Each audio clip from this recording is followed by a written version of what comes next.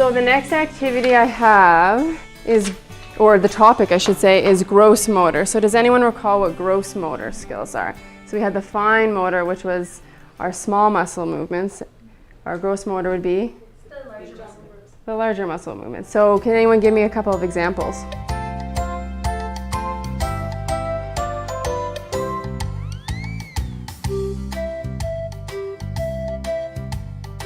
Here we have a couple of examples. So one is something as simple as balancing, right? So what you do you want to help me? Yeah.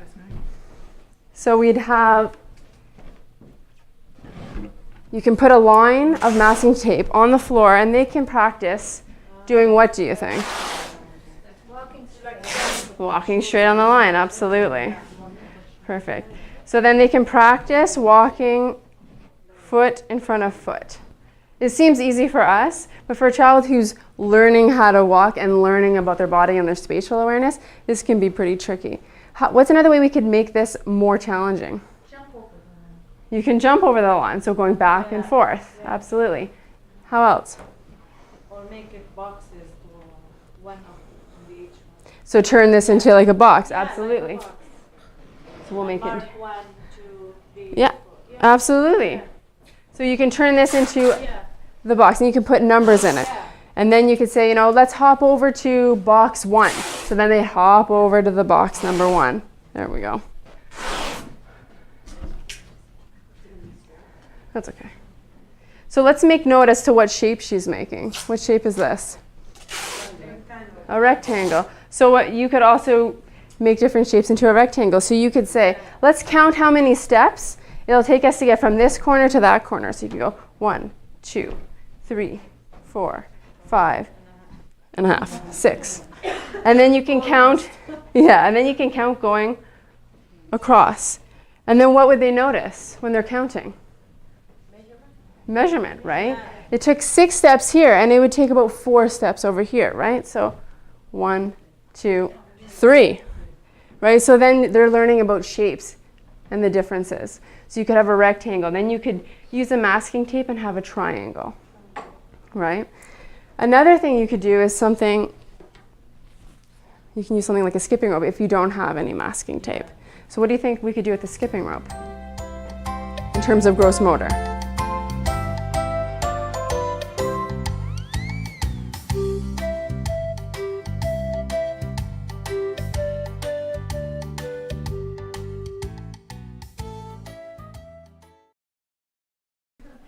You can lay it on the ground, and then you can also make the line similar to what we're doing at the masking tape, but swerve it, right? So you can have it kind of like, it's a little kinked. Yeah, so then they can walk along, so they're having to move their body gradually, right? And I heard someone say you can make shapes out of the skipping rope. You can do that as well. Absolutely. So there's a lot that you can do to help with their gross motor abilities. Another thing for children who are older, like school-age children, for balancing, what about hopscotch? Everyone knows hopscotch. And you can use that outside. You can draw it with chalk. Yeah. Okay. Yeah. Right? So what as an example, I just brought the construction paper, because you can even do this in the home. So you can use paper and tape it to the ground. Or you can use the foam puzzle pieces and match them up to make a hopscotch. So you can put one down. And you can discuss the colors, right? We have a green one. We have a yellow. What color is this one? We have a red. So we can put 2 reds beside each other. Or maybe like this. Now what color do I have? A blue. So you're teaching color as well. And now what color? Yellow and yellow. And then we have blue and green. So you could put those side by side. So here what they can do is they can jump on the balancing, right? But you'd want to tape it because it would be a little slippery. And there's other things that you can use in the home as well. You can put numbers on each of the blocks, right? So let's hop to box number 3. So then they could go 1, 2, 3. And then what color did you land on? Red. You could also, even using something in the home, so they'd have to throw it. What color did it land on? Yellow. So let's hop over to the yellow. Let's count how many hops we have to do to get to that green pom-pom. And they'd reach down, pick it up, and turn around and hop back. So there's a lot of things that you can do to help with the gross motor abilities, right? So what kind of things do you guys do in your home that helps foster their gross motor?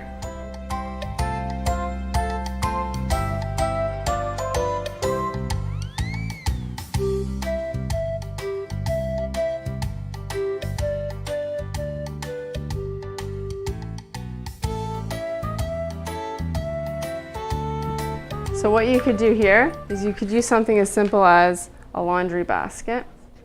And I could put it right over here. And we'll pretend this rectangle is not here. So what I could do is, using a sock, I can try to get it into the laundry basket, right, for gross motor as well. What other skills am I learning when I'm doing that? Eye-hand coordination, absolutely. So what you can do to kind of help extend and make it more fun for the children is masking tape.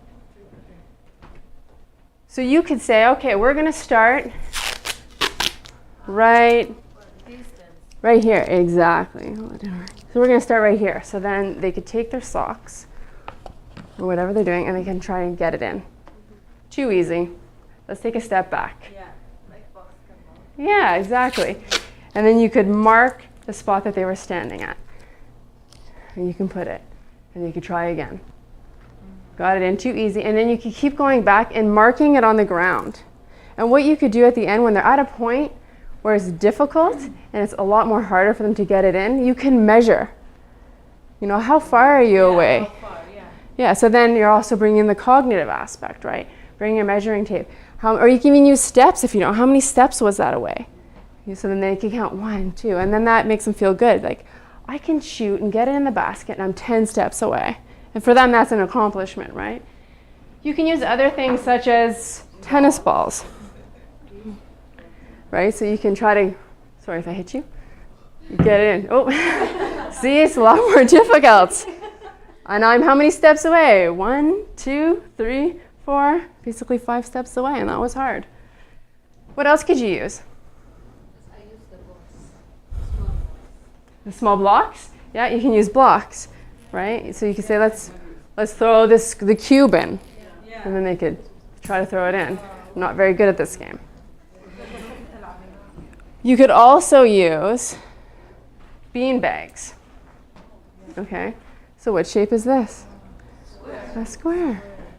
What shape is this? A rectangle. We already know this because we did the activity with the masking tape. A triangle and a circle. So you could say, you know, Sandra, can you come over and grab the square? Where's the square? I can do that. Do I get to throw it? How did you know that was a square, Sandra?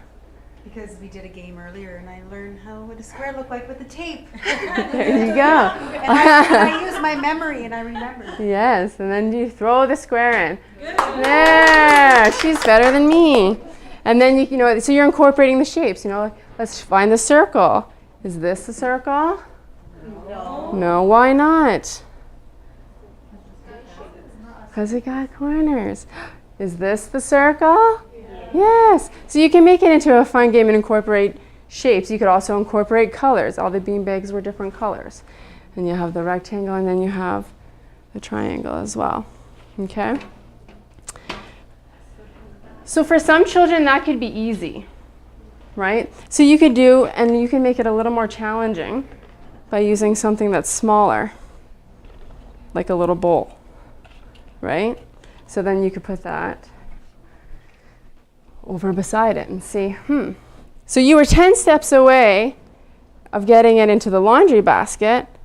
Let's see how you do with a smaller one. Do you think it would be more difficult or do you think it would be the same? So then they could try, and you could do again with the masking tapes as well. And they can try to get it in the basket. Good job. Woo! I got that one. So do you have any questions in terms of this activity? What else could you use as a substitute to this? Ping pong balls. Ping pong balls, absolutely. That makes it more difficult because they're very bouncy. What else? And it doesn't even have to be this. You could use like hula hoops, Yeah. right? You could, if you're at the park, draw shapes in the sand, and then they have to go a certain distance and try to get pebbles in the circle on the sand, right?